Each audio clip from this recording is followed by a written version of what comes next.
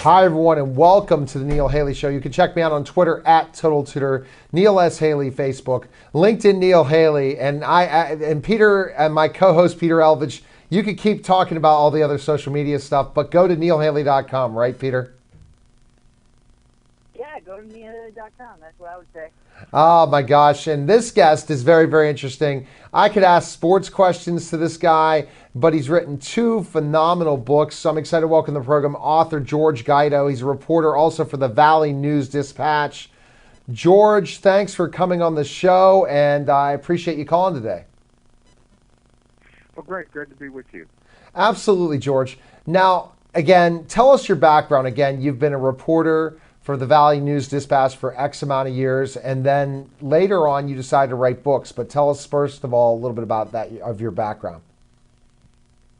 Right, I started actually covering high school football when I was in high school myself. I went to broadcasting school at night. I went to Burrow High School in the daytime, and just happened to need somebody to fill out a cable TV crew to do a high school basketball broadcast in 1971, and jumped in on it. Was fortunate enough to be at the right place at the right time, and stayed with cable TV and a small-town radio station, WKBA, in New Kensington up until 1988, at which point I wanted to make a move. You know how these companies from out of town come in and take over long-established companies. It didn't quite like the company that had taken over the radio and the cable TV in New Kensington, and I knew the Valley News Dispatch was looking for somebody to cover local stuff and that sort of thing. In the fall of 1988, I jumped aboard with the Valley News Dispatch and have been there ever since in various roles, but more than anything else, covering high school sports. Interesting, George. And then you got the writing bug, right? As a writer, but a writing bug to finally write books, correct? That is correct. You know, for any amount of years, hard to determine, but I wrote a lot of columns. I have a column every Wednesday in the Valley News Dispatch, and have had it since late fall of 1988. And a lot of times I'll do a column on an anniversary team. In other words, 50 years ago this year, we had a great team at such and such a high school that won a championship. Okay. 25 years ago, this team came out of nowhere and won a championship. And as time wore on, people would come up to me and say, "Gee, George, you ought to write a book about the history of sports in the area. You know so much and research so much." And I said, "Well, you know, I don't know much about writing the book." You know, that seemed to be a reach for me. But I talked to a couple people who did localized books, and suddenly, you know, things kind of came together. And I figured, you know what, now would be the time to write a book about high school sports. And I came out with Ali Kiski, History of Ali Kiski Sports, and that was published several years ago. And it's worked out well, and I had desired to do another book. So earlier this year, I published a book on the history of New Kensington for that city's 125th anniversary celebration. Now, George, I want to go first to the first book because, again, writing something about the history of sports and a lot of stuff you were involved in covering at one point in time, putting that all together in a book is challenging, but a lot of research too. How long did that take for you to write that book? It took about, I'm going to say, 14 or 15 months between the time I started it and the time it hit the streets. And the time it hit the streets was a very odd day. It was February 5th in the year 2010. If you remember that day, we had a 22-inch snowfall in western Pennsylvania. But my publisher told me people were walking in the snow to their facility to buy my book. So from that day on, I thought I had a winner going. People, I don't know if I would have walked in the snow that day to buy my own book, but people were doing it, so I felt good about it. Interesting. Peter, any questions so far for George? Yeah, so we're taking a look at kind of like the book and seeing the different stories and things that are in it. What would you say would be one you'd like to highlight that kind of stuck with you, you know, that you wanted to write about and that you wanted to make sure that everybody knew about? Well, the first chapter of the book, and I have 50 chapters in it, but the first one dealt with the great football teams of New Kensington High School during the late 1940s. They became a nationally known team, something like a school like North Allegheny or Aliquippa Okay. is now. You go to many parts of the country, and people who cover high school sports and follow high school sports pretty much know about North Allegheny and Aliquippa in western Pennsylvania. New Kensington was that same way in the late 1940s. They had a legendary coach, Don Fletcher, who was more than a football coach. He was kind of the king of that community. And they had a man on 4 of those great teams who became the first African-American quarterback in the National Football League, Willie Thrower, who played for the Chicago Bears in 1953. And prior to that, preceding season in 1952 at Michigan State won the national championship, and Willie Thrower was the first black quarterback in the Big Ten Conference. But Wow. with that football program, there always seemed to be something going on. They were beating a great team, or something was happening off the field. To give you, for instance, in 1946, Ken High, as it was called, it was actually New Kensington High School, but nobody called it that. Everybody called it Ken High, K-E-N. And Ken High was invited, after they won the WPIAL, to play in a thing called the Peanut Bowl in Miami. It was a high school game in the Orange Bowl, much like the colleges do. They'll invite 2 great teams to a bowl game. Well, they did this with the high schools. But with the Jim Crow laws that were in Florida and prevalent all throughout the South at the time, they told Ken High, hey, we'd like you to come to our game, but you have 2 black players, Willie Thrower and Flint Green. Oh. You have to leave them at home. You can bring the rest of the guys down. And the Ken High players got wind of that.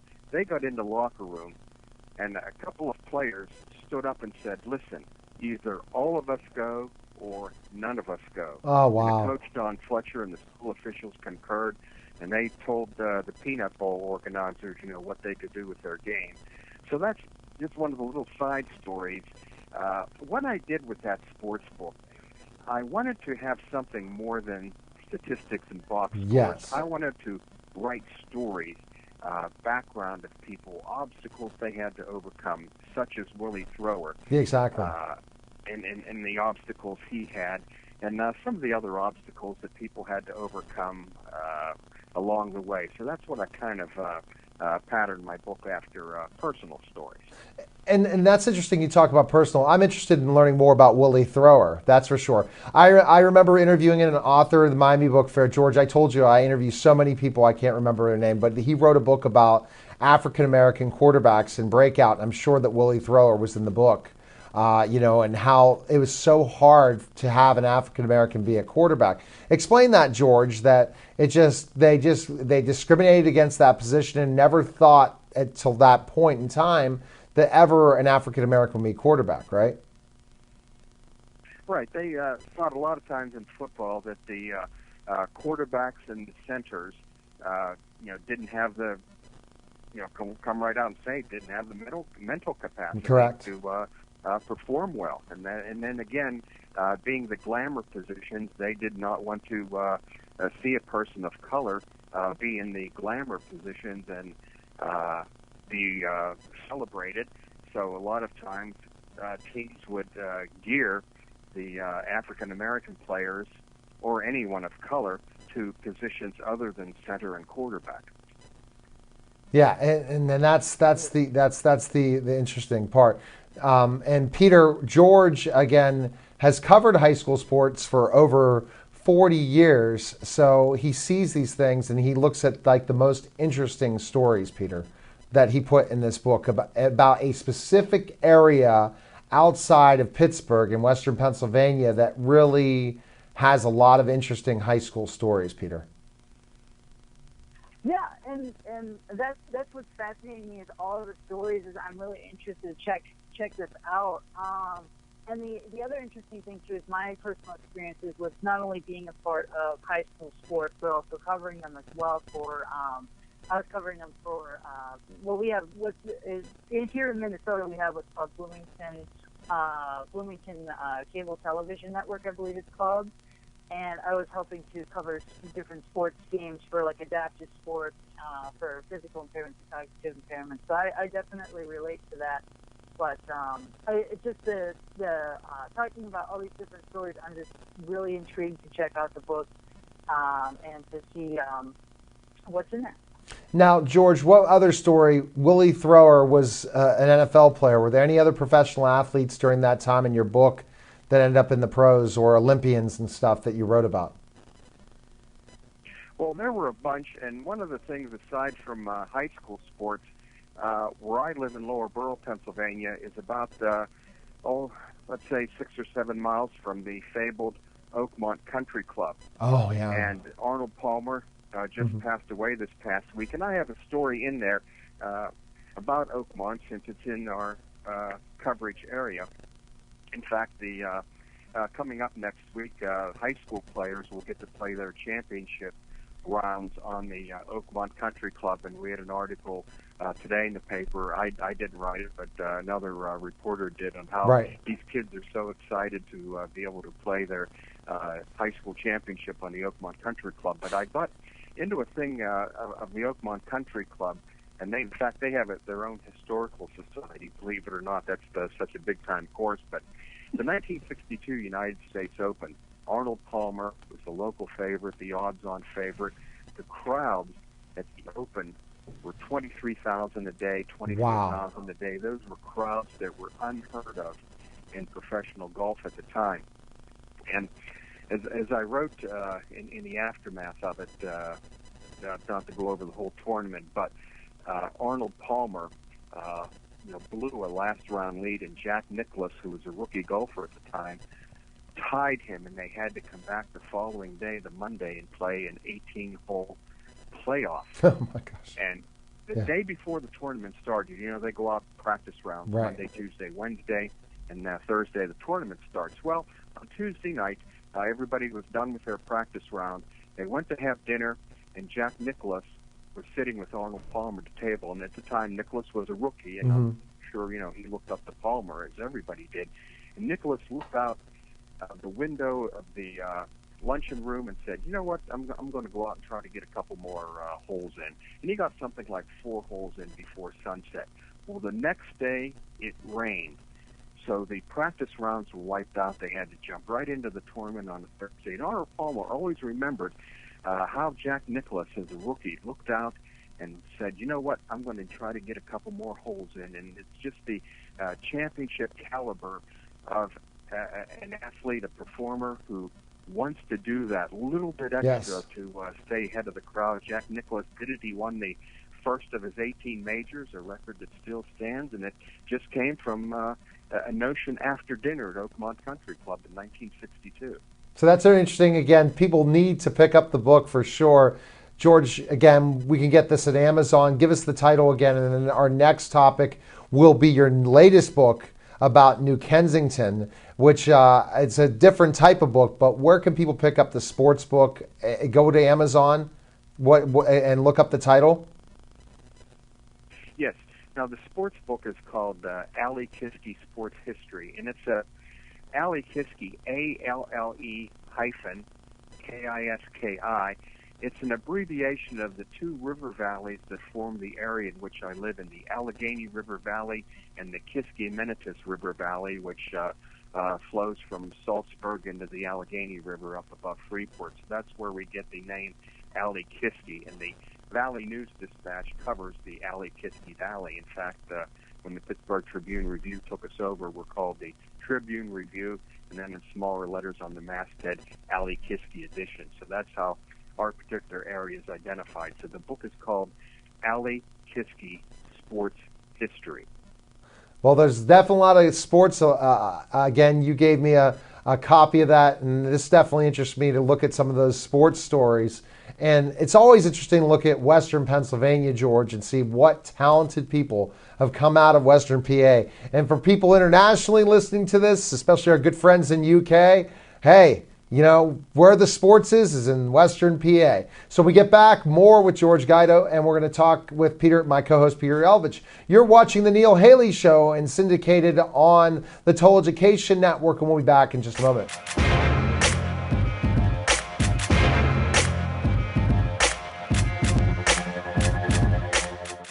One of the things we do at BPTV is encourage our producers to film on location.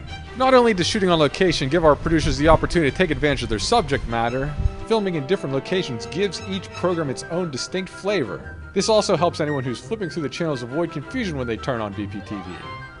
With around 500 programs produced at BPTV each year, the last thing we want people to think is that we're only broadcasting one program. So, you need to come into BPTV to pitch your TV show, but in terms of where you actually end up taping your show, the sky's the limit.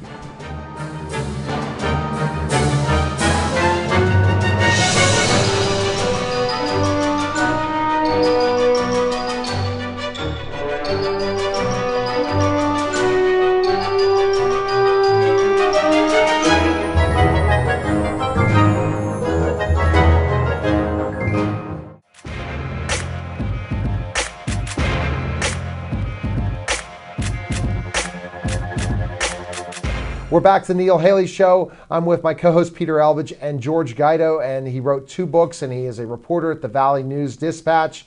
And George, most of your stuff already is online. I know now the news about the Tribune Review no longer to be print. Is that a surprise, or you expected it mostly to go online soon? Well, that was kind of expected. I didn't know it would be happening this quick. Those of us in the newsroom kind of speculated it might, happen maybe the next year or the year after, but it is happening. In fact, the Pittsburgh Tribune Review will be strictly an online publication where we at the Valley News Dispatch and the Greensburg Tribune, they cover Westmoreland County. We will go back and continue to cover in traditional print. Really? Oh. And, of course, will be online. So that's going to all be happening December 1st. And the powers that be told us some good news that we will be able to go back and concentrate on our prime coverage areas in the future. So that's, unfortunately, a lot of people are going to get pink slips over the next couple of weeks. A lot of real good people are going to get those pink slips. But we're very fortunate that we're going to be, pretty much intact and doing what we've been doing for about 125 years. And do you think it's because the traditional print just is still around, George, that in the areas that you're located in, just the papers, people still like reading the newspaper? That's got to be one. Well, we get a lot of feedback from people, and I live in an area, and I'm sure you and your listeners know that Allegheny County is something like has the second oldest average age of any county in the country. And in the surrounding area, we're at the corner of Westmoreland, Allegheny, Butler, and Armstrong counties, and the age around there is also pretty high. We have a town around us, believe it or not, Arnold. The median age in Arnold is 65. Oh my! So you get a lot of people who have been engaged in print publications for all their lives. We get a lot of comments from people, hey, you know what, I just like to get a cup of coffee in the morning and open up the newspaper, or go out to a newsstand, or go out to a little neighborhood restaurant and get a cup of coffee and a sandwich and read the paper. That's their tradition. They've been doing it all their lives, and with us, they're going to be able to continue doing it. That's great. Now, George, your second book, Why New Kensington, 125th year anniversary, right? Correct? Right. I actually got the idea. I've always wanted to do another book, and being so busy, you have these things like jobs that are in the way. When you want to do stuff. Well, I was out covering the first Monday of this past January, New Kensington City Council meeting for the newspaper. Besides sports, I go out and do municipalities and school boards and do features. I have a thing every Sunday in the Valley News Dispatch, Remember When, news stories of 20 years ago this week, 50 years ago this week, so on and so forth. So I'm not covering the council meeting. And at the end of the meeting, the mayor of New Kensington says, well, don't forget this year is our 125th anniversary as a city, and we're going to be, having a series of activities, so on and so forth.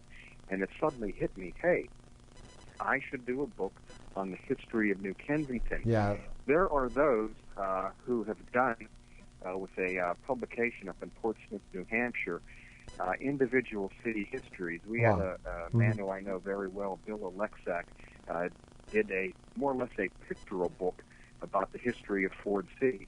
We have a young woman, Sarah McGuire from Vandergrift, that did the history of Vandergrift. Oh. So I thought, gee, this is time we get something at New Kensington coming along here. And I didn't want to do it so much as the other publications. Yes, I wanted to have pictures and make it picture-oriented, but I wanted to have long captions and little intros to each segment, the history of the city, the history of the school system, the history of churches, the history of sports, the history of Alcoa, which was the linchpin of the community from 1891 up until they closed the aluminum works on the riverfront in 1970. So, that's how I wanted to approach this book, and from the reaction I've been getting, it seems to be the right formula being used. Absolutely. Now, Peter, have you seen those books done in Minnesota where they picked certain communities to write a book for histories? Yeah. And the interesting thing is, I'm actually, with one of my opportunities, I'm actually going to start working with the Minnesota Historical Society as well. So they're going to be working with us for different reasons of accessibility on history and writing different articles about the community. And I'm just curious, from the standpoint of being here in Minnesota, and then you guys being out in Pittsburgh, this week's year's question is, what would be a piece of history from your book that you would want to, I guess, highlight right now? Well, I think it would be the history of Alcoa. Back when the community started in 1891, that was the big year. It became a municipality. The city more or less started from just about nothing when they started to parcel off lots. And the process of producing aluminum was invented several years earlier by a young man named Charles Martin Hall. He was only 22 years old at the time, and he graduated from Oberlin College, and he discovered the process of producing aluminum. It was called reduction. They formed a Pittsburgh Reduction Company in the Strip District of Pittsburgh several years earlier. Aluminum became such a big hit that this facility could only produce 50 to 100 pounds of aluminum a day. They needed a bigger facility. They heard about the town that was blossoming up about 20 miles north of Pittsburgh. It was called Kensington at the time. Oh, my. They established a plant there, and it became soon enough a 75-acre site and became more or less the headquarters of the aluminum industry in the United States. And in 1907, they were growing with such leaps and bounds that Pittsburgh Reduction Company changed their name to the Aluminum Company of America. And everything seemed to center around, you have all along the rivers in Pittsburgh, and I'm sure you do, in Minnesota and other places, the one industry towns that sprouted up early in the 20th century. And New Kensington is no different. Yeah, definitely. A very, very close relationship with the town of. It was started out as Kensington, but in 1892, the post office official said, "Hey, we already have a town called Kensington in the Philadelphia area." So the people there said, "Well, we'll just call ourselves New Kensington." And, that's how the name came about. That's wild. So that's how it became New Kensington. So would you say Alcoa is what really funded New Kensington's job market and everything for a certain amount of time? Sounds like is the factory. Right. And it still kept growing and growing. There are all sorts of inventions made. You used a lot of aluminum silverware, eating utensils. A lot of pans, casseroles were made of aluminum. And then in 1912, when the invention of aluminum foil came along, that was such a big deal. It caught on across the country, the world eventually, is a very, very popular invention. And it occurred right in New Kensington. Also, Alcoa was the first to establish research laboratory. They did it in the late 1920s in New Kensington, and now they have a large facility in Upper Borough, Pennsylvania, which is about 7 or 8 miles outside of downtown New Kensington, and that's about the only part of the aluminum industry that still is in New Kensington. But by the time 1940 rolled around, you had the aluminum works and the Wherever production in New Kensington. Right outside New Kensington in Plum was a powder plant where they took the residue and the leftover powder and made products such as paint, and then they had a research laboratory. In 1940, there were 7,500 employees of Alcoa and directly in the New Kensington area, and that was just phenomenal. Wow, I could talk to you for hours, George, because I'm interested in this book. I'm so glad when I met with you this week, as I'm going to be running your social media campaign for Twitter, that I got both copies of the books, because as a historian, these are two books that people need to pick up, especially our local audience. But George, remember, this is international, so people that are interested in learning about Alcoa need to pick up this book on New Kensington. People interested in history in general, and then the high school sports, the whole story of the African-American quarterback, Arnold Palmer. So we can pick up both of those on Amazon, and you can follow George at G Guido Books on Twitter, and you can friend him at George Guido on Facebook. Send him a message, right, George? And also, that's right. And then you could give him right to the Amazon link. But if you go to at G Guido Books, the links are going to be right there for people to check out both books. Definitely, we might have to have a part 2, George, with this New Kensington thing. I didn't know when I met you that we were going to talk something like Alcoa. There's a lot more tremendous stories in this book, right, of the history of New Kent. Yeah, in fact, tomorrow, obviously, strangely enough, we were talking earlier this week and this afternoon. Tomorrow, October 1st, they're going to have a ceremony in New Kensington. They're going to make unveil a blue historical marker. You've seen them all across Pennsylvania. Right. But they're doing one in New Kensington tomorrow for a lady by the name of Stephanie Kwolek. She was the inventor of Kevlar. That's the material they use in bulletproof vests for law enforcement, and also in tires, to have the tires wear away more gradually on automobiles and trucks. So they're going to dedicate a historic marker to her in New Kensington Saturday afternoon. All right. Well, George, thanks for calling, and thanks for coming on the Neil Haley Show. Look forward to our campaign. I'm excited to get the word out about your book, and talking to you, I'm learning more and more about your books. So thanks again for calling. Hey, appreciate you having me on. All right, take care, George. Okay, bye-bye. All right, that was the Neil Haley Show, guys. Take care. We're going to be live on radio in about 2 minutes, but we'll see you next week on the Neil Haley Show. Take care, everyone.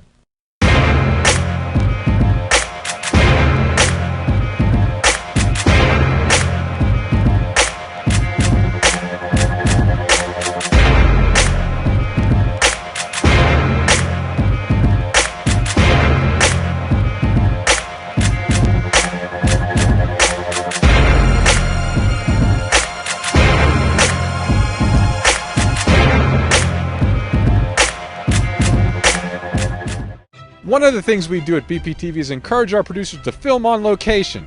Not only does shooting on location give our producers the opportunity to take advantage of their subject matter, filming in different locations gives each program its own distinct flavor. This also helps anyone who's flipping through the channels avoid confusion when they turn on BPTV. With around 500 programs produced at BPTV each year, the last thing we want people to think is that we're only broadcasting one program. So, you need to come into BPTV to pitch your TV show. But in terms of where you actually end up taping your show, the sky's the limit.